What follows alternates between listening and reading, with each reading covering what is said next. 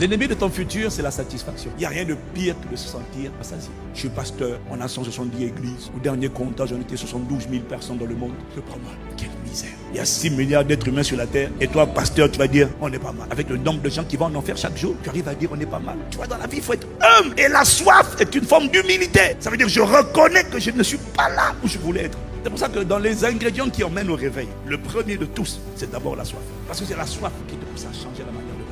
Les assoiffés sont tellement insatisfaits qu'ils disent, ah, Seigneur, change-nous, ne nous laisse pas là où on est, s'il te plaît. Le but n'est pas atteint.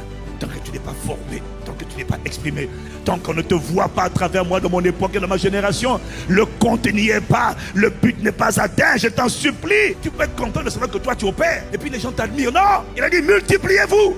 Ce qui est terrible quand on est la tête, que ce soit de l'église, d'une église locale, d'un groupe, c'est que quand on est rassasié, on ferme la porte à l'esprit et les gens qui ont soif ne peuvent pas être visités tant que la porte ne s'abandonne pas.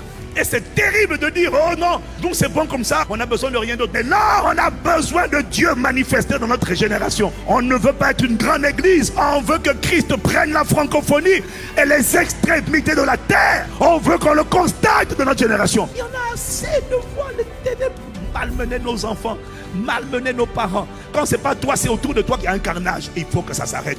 Alors il faut qu'il y ait des gens indignés qui disent, ah non, c'est pas ça l'évangile. Quand je lis ma Bible, je lis, oh, le Fils de Dieu a paru pour détruire les œuvres du diable. Donc je découvre que les œuvres du diable peuvent être détruites. On n'est pas obligé de les subir. Il faut que quelqu'un se lève pour dire, on va rétablir l'ordre. Il faut qu'il y ait des lumières qui se lèvent pour dire, non, les ténèbres ne régneront pas toujours sur la terre. Non, il faut qu'il y ait des gens qui se fâchent.